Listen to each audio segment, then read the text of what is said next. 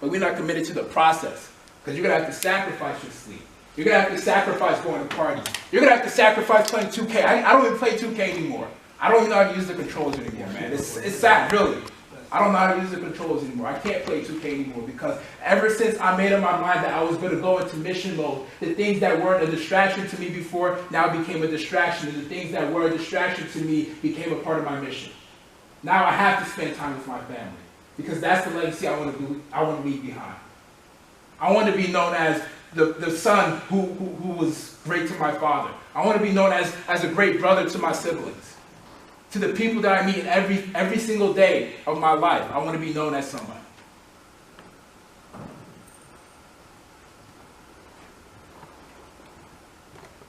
Now, I can't force you to go into mission. That's a choice that you have to make on your own. It's like that quote that says you can lead a horse to water, but you can't force it to drink. So I can stand here until I'm blue in the face and tell you all about mission. I can speak to you about how great this mission is going to be and all the phenomenal things that you're going to get out of it. But if you're not committed to the process, none of it matters.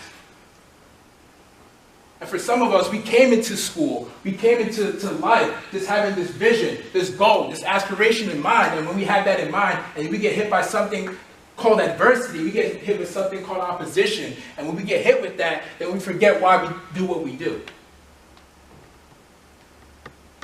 I'm talking about crazy stuff that happens, man. Somebody in your family gets sick, somebody in your family gets cancer, and life happens. Like I said, ever since you go into mission mode, everything is going to become much harder for you. Every single thing that you do is going to be harder for you.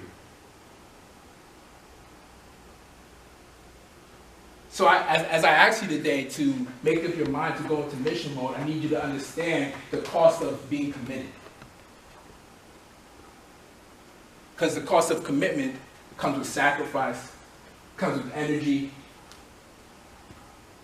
and it comes with your belief. And that's where it all starts.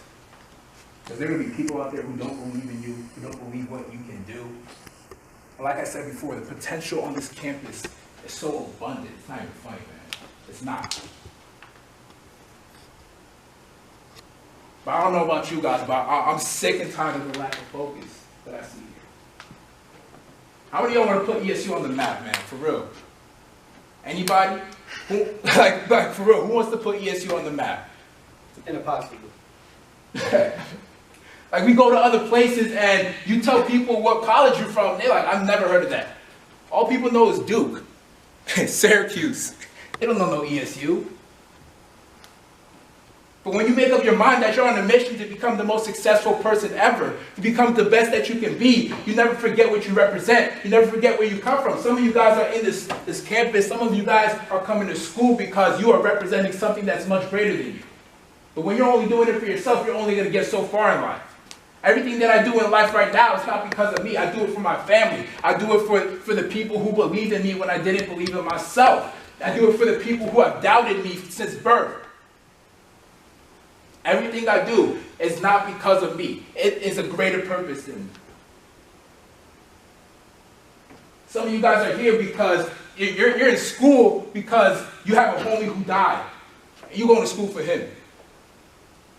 Nobody's forcing you to come to college. Nobody's forcing you to do this. Nobody's forcing you to get this education. That's a choice that you made up. But in the process of doing that, you get hit with adversity and you forget that you made up your mind that you were doing this for your grandma.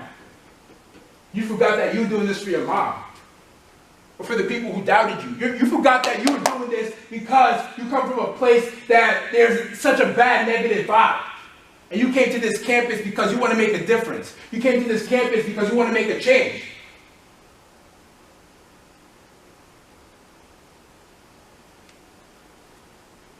Guys, one thing that we got to understand as people, your mission is not going to end until you die.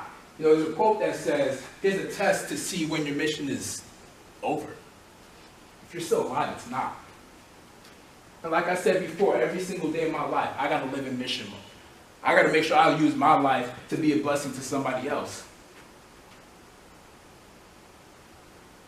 And the one thing that we confuse mission with is somebody asking us, what do you want to be when you grow up? And for some of us, that is our mission. For other people, not so much. I remember the first grade, and I got asked that question. What do I want to be when I grow up? My first answer was, I want to go to the NBA. That was me.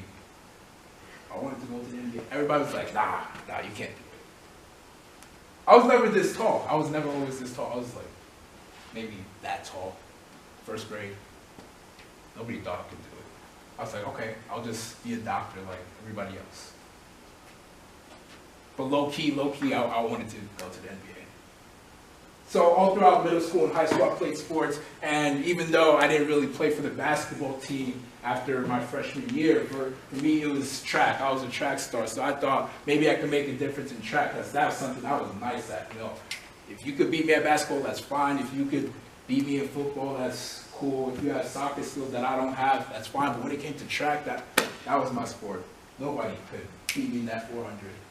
That was me. So I thought I could make a difference on the track, and I was that track star in high school. And I ran track not because I enjoyed it. I don't like running. I'll be honest with you guys. I hate it. I hate running. I don't like running. No, it hurts. It hurts. I don't like running. I ran track because there were people out there who were just like me, who were doubted, and they felt like they couldn't be athletes. I had a point to prove. I was on a mission to prove that point. So then it came to a point where doctors were telling me my injuries are so much that I can't even be an athlete anymore. And for some of us, when we get hit with adversity like that, we just give up and we quit. Because we're so focused on being the best that we can be. We're so focused on that product instead of the process. And I just had to remind myself, Caleb, you've come too far. You work too hard to give up now in everything that you do. I'm not just here to speak to you guys to tell you to have a purpose in school, but in all aspects of life. See, the one thing I'm thankful for my athletic career ending is that because of that discipline that I learned as an athlete, I was able to apply it to all areas of my life. That hard work, I can now apply it to school. I can apply it to my family life. That work ethic, I can apply it to all areas of my life. So guys, as I bring my message to an end, I just want you guys to remember that as you come to school, in all areas of your life, everything that you do, make sure that you do it with a purpose. When you have a purpose in life, you become a man on a mission. Oh. And I don't know about you guys, but I've never, ever in my life heard of a man on a mission that has been stopped. See, when we go from dreaming into mission mode, we go from being pushed into being pulled by something that's much greater. And we all know that the pull is more effective than the push. You also got to be aware of that there are going to be people who are going to hold you back. Because they just don't like your mission that you're on. The distractions in your life, they're going to be pulling you back. And last time I checked, you can't be pulled in one direction and pulled in the other direction and move forward. It don't work like that. So in order for you to progress with your mission and move forward with your mission, those distractions need to become people or things that push you forward. And at the same exact time, you have to have something that is pulling you. Guys, I just want to thank every single one of you all for coming out. Really appreciate it. This is my time. Thank you all.